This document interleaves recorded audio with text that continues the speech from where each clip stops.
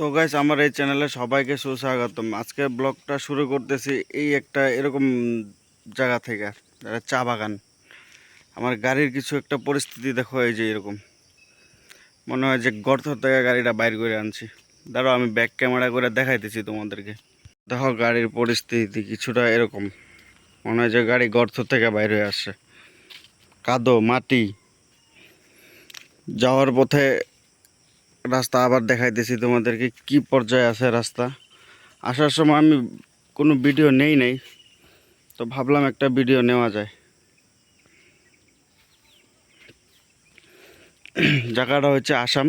তো জায়গার কোন জায়গাতে আছি ওইটা বলবো না, পার্টি না করছে জায়গার নাম বলার জন্য। কই থেকে আবার লোড হয়েছে সেটাও বলা যাবে না, কিন্তু রাস্তা খুব প্রচণ্ড খারাপ। যাওয়ার পথে রাস্তা আবার দেখাই দিছি তোমাদেরকে, কিন্তু লোড গাড়ি কী করে যে বাইর করবো গাড়ি ভগবান জানে, ভগবান ছাড়া আর কেউ জানে না। দেখতে থাকো আমার এই ব্লগটা, কেমন লাগে কমেন্টে জানাবা। আর কে কে আসছো এরকম জায়গাতে বলে দিও। সাইডে আছে রবার বাগান। আমার সামনে আরও তিনটা গাড়ি লোড হয়েছে, দুইটা গাড়ি ফাইসা গেছিলো, তো আবার ট্রাক্টর দিয়ে টাইনে আনছে, কিন্তু ভগবানের অশেষ কৃপা আমার গাড়িটা ফাঁসে নাই। চলো দেখো। তো গাইস লোডিং লাগাইলাম, গাড়ি লোডিং চলছে। আরেকটা গাড়ি বাকি আছে লোডিং হওয়ার জন্য, এটাও লোডিং হবে।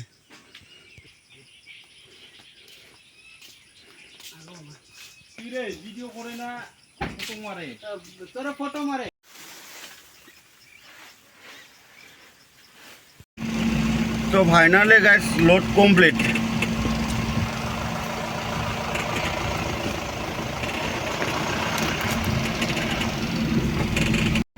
গাইস আজকের ব্লগটা শুধু রাস্তা দেখানোর জন্য, রাস্তার যে পরিস্থিতি তাই দেখো, আসামের পরিস্থিতি।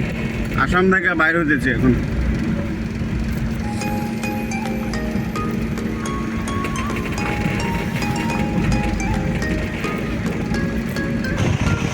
আরও একটা গাড়ি আছে, ওটা লোডিং হবে।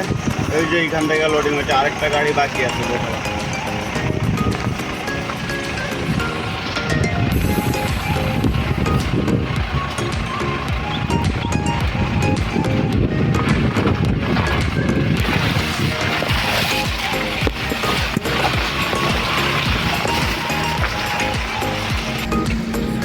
কি অবস্থা, যেখানে সেখানে গাড়ি ফাঁসতে পারে, যখন তখন ফাঁসা যাবে।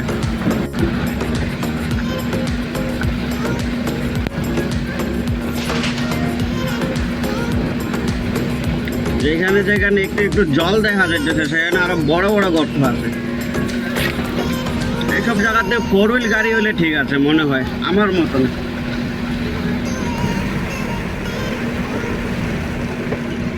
এ ভগবান কি পরিস্থিতি, রাস্তা খুব খারাপ, প্রচন্ড খারাপ রাস্তা।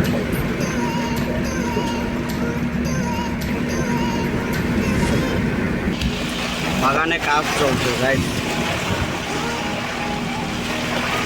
প্রচন্ড ঝড় হওয়ার ফলে এই যে গাছ ভাঙছে।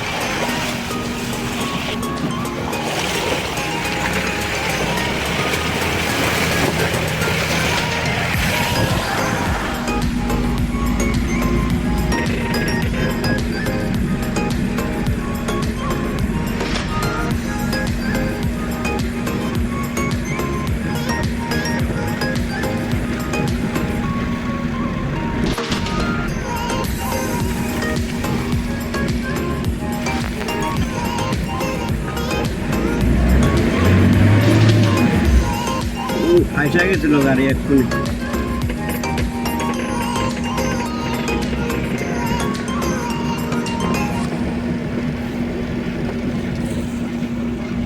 গাইস রাস্তার পরিস্থিতি,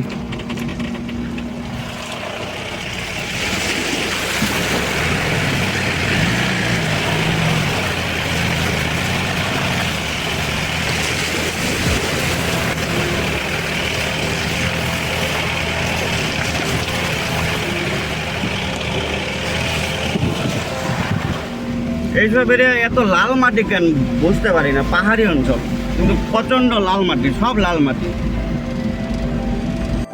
আসল কার্গিল রাস্তা তো গাইস মাত্র স্টার্ট।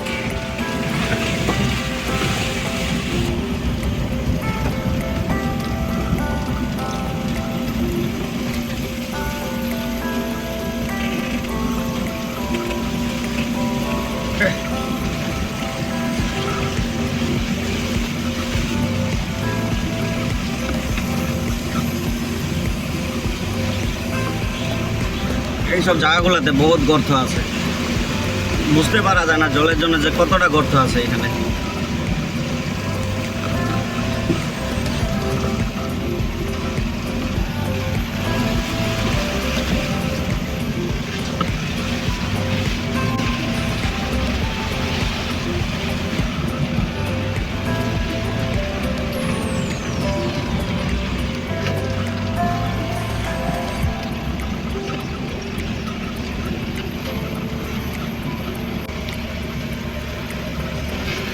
মাত্র গাড়ি ফাঁসতে ফাঁসতে উঠলো।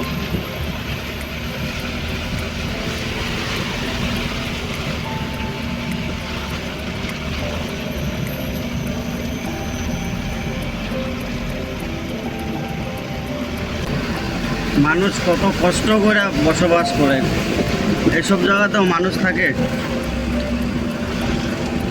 মানে ভগবান না করুক, কিছু না হোক, কোনো অসুস্থ লোক হইলে না একটা গাড়ি আসবে না কিছু, কি করে তাকে হাসপাতালে পৌঁছাবে?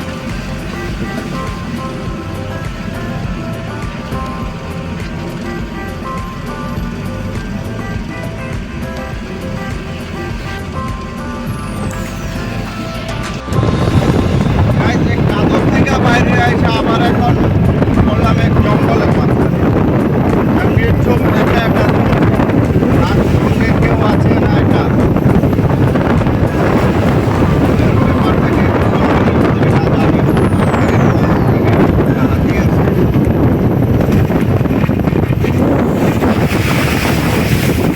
রাস্তাটা একবার চেক করো, দুই সাইডে জঙ্গল ফরেস্ট, আর আমি একা।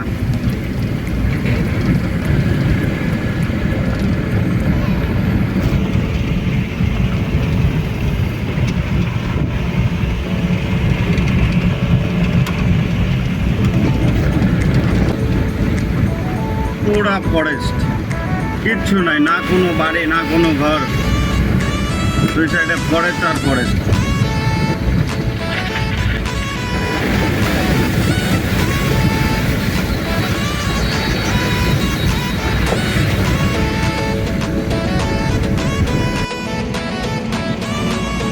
মোটামুটি 50 মিনিট রাইড করার পর ভালো রাস্তা পাওয়া গেছে। রাস্তাটা কিছুটা এরকম, তবে পাহাড়ি অঞ্চলের রাস্তা।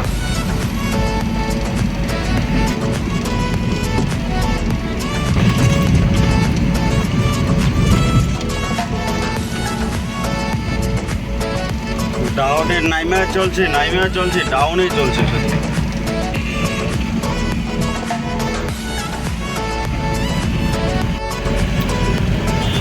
গোসাইগাঁও পাইলাম, এখন টাইম বাজে 5:30 গোসাইগাঁও। এখনো আসামে আছে, বেঙ্গলে যাব, আর 30 মিনিট রাইড করার পর হয়তো বেঙ্গল ঢুকে যাব। সেম লোড গাইজ, একসাথে আগে অনেক চলতাম, আমার এই বন্ধুর গাড়ি।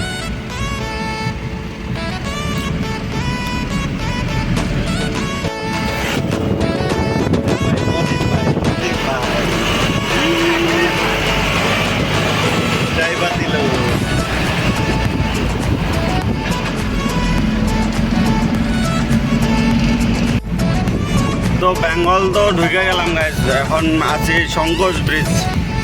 তো সন্ধ্যা হইতে চললো, খুব একটা দেরি নাই। তো ডাইরেক্ট তোমাদের সাথে দেখা হইতেছে আনলোডিং পয়েন্টে। তো গাইজ এটাই ছিল আজকে আনলোডিং পয়েন্ট। দেখতে এই জায়গাতে আমার গাড়ি আনলোড হচ্ছে, এটাই ছিল আমার আনলোডিং পয়েন্ট। তো গাইজ আমার এই ব্লগটি কেমন লাগলো কমেন্টে জানাবা, আর লাইক শেয়ার করতে ভুলবা না। আজকের ব্লগটি এইখানেই শেষ করলাম। তো দেখা হচ্ছে আরেকবার নতুন আরেকটা ব্লগে। দেখতে থাকো কেমন লাগে।